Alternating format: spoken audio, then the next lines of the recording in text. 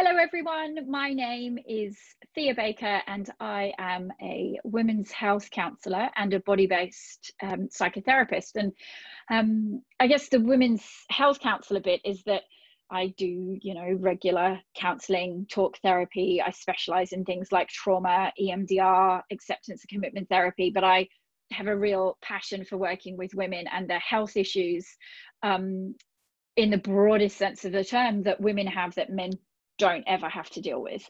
And the body-based psychotherapist part is because I don't just deal with those negative thoughts or those really difficult emotions, those relationship challenges, the way that we would normally think about thoughts and feelings and mood, but I also work with what shows up in the physical body, what women deal with when they're suffering from chronic pain, when the medical model of health doesn't serve them, and I very much see the physical body as part of the healing and recovery process, because for me, we are a whole person, and that includes the body and the mind, and not in that separated sense, but literally if there was one word that could sum up body mind, that would be the kind of work that I do.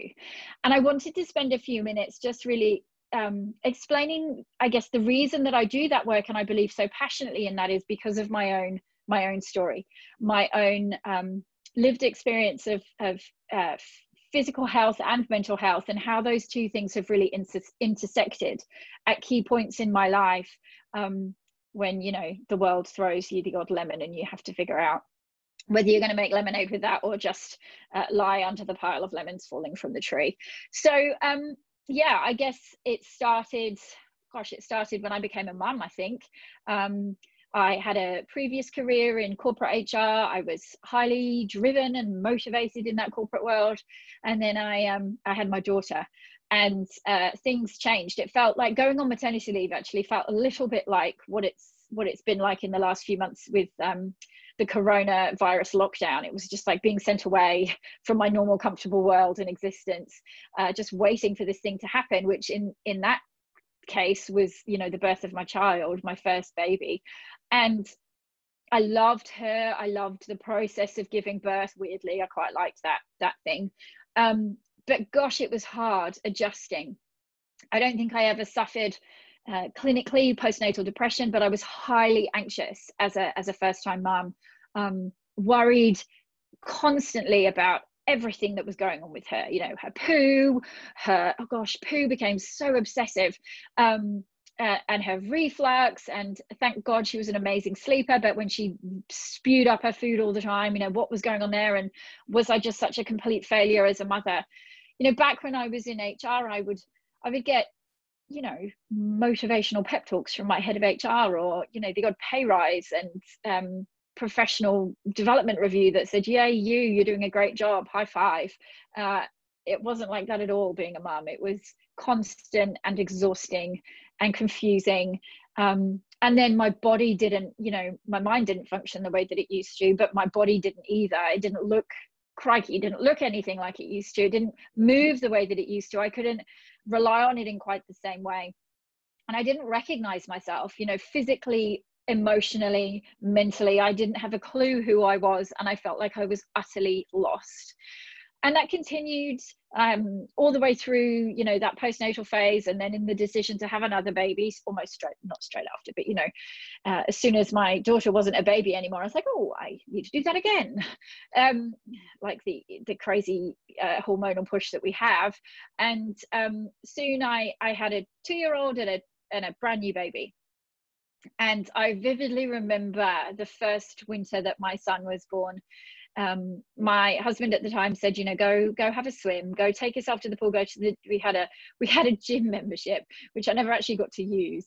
But he said, go to the pool and have a swim, and I'll look after the kids. And I remember vividly the feeling that I had in the water that day, which was it was magic. Like in the water, my body didn't feel heavy. It didn't move with pain. Yes, I was unfit and my lungs probably wanted to burst as I was swimming freestyle. But I I just had this glimpse of the old me while I was face down in the chlorine. And swimming, you know, it has always been my happy place. I was fortunate enough to be born in the Caribbean. I lived there till I was 10. My mother says that I swam before I walked, in this nostalgic way that she has. And I certainly swam better than the average kid in England when I moved back to England at 10 years old. I was, you know, one of the stars on the school swimming team. But it was, you know, I think it comes down to the good fortune of being born where I was and having access to the most amazing oceans and the freedom that goes with that, which is what I kind of envisaged romantically, is what life in Australia was going to be like when I moved here. But I got back into swimming, and it was messy and it was cold because it was England. I just need to clarify, our pools are inside, you know, because all the time we don't swim outside. But that winter I swam, started swimming 3 days a week in the mornings before my kids got up at like 5. And then soon it was every day. And it was the thing that got me reconnected to a sense of self, and this realization that I could be something the other side of motherhood, and that I didn't have to go back to being somebody who I was, because that person didn't exist really anymore, but that I was different and I could be stronger and fitter and healthier, but different. And I had hope again that I could recreate myself, I guess. And I think that that is one of the beautiful aspects of being a woman, is that we can have this opportunity to live many different identities at the different stages of our lives, whether that be motherhood or whether that just be the different aging stages that we go through as women, which is such a different experience to the men around us. So after then moving to Australia with 2 little children, I decided not to go back into the world of corporate HR, but instead thought I could share this experience that I'd had in finding myself physically again with other women. And I retrained as a personal trainer, set up my own business working with women, pregnant and postnatal women, and loved that work, loved being, you know, committed to helping other women use their physical forms, their physical bodies, not only to improve their health, but to use it as a mechanism through which to find their identity on the other side.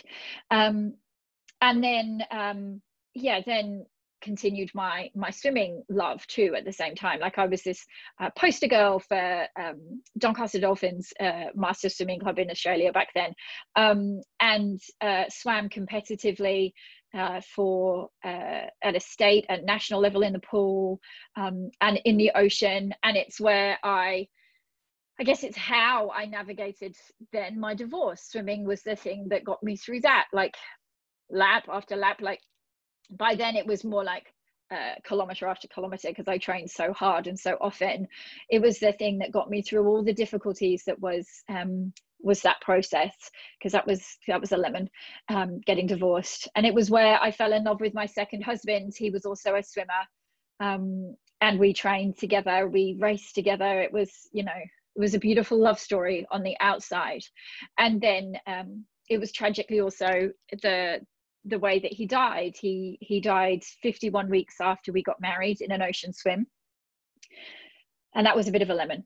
But it was a complicated lemon, because the relationship I was in with him was messy and complicated and emotionally abusive. And so the loss and the grief that I went through, all of those, you know, mental health challenges that come with such a shocking event.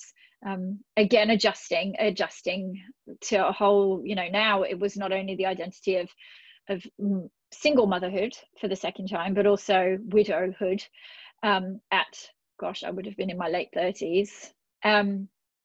It was a process. But now the pool, my swimming, was not my happy place. You know, it had lots of negative memories attached to it. It had sadness attached to it. If I trained in the pool where we used to train together, it was, you know, it was depressing. It was sad to be swimming in the lane next to where he would be normally swimming, and he wasn't there anymore.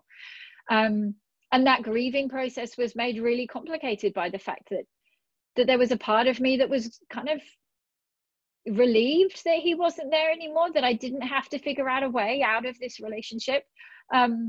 And it was really hard. So the physical, I couldn't rely on my physical body then, partly also because I had then to navigate some physical health challenges. I had he died not long after I'd had bilateral hip surgery, and I went on to have another hip surgery that failed too, and then ultimately a hip replacement. So I've also navigated the fact that my body, I guess the physical part of my body, has let me down in some ways. It's kind of felt very tired, and it hurts now, it just in my early 40s.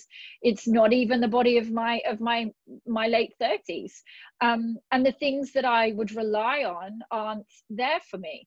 But that's why I then went on to study a master's of counselling to I guess bring together these two worlds after my own exposure to challenges with mental health, my own journey with a grief counsellor and an amazing EFT psychotherapist, and lots of my own kind of internal self work.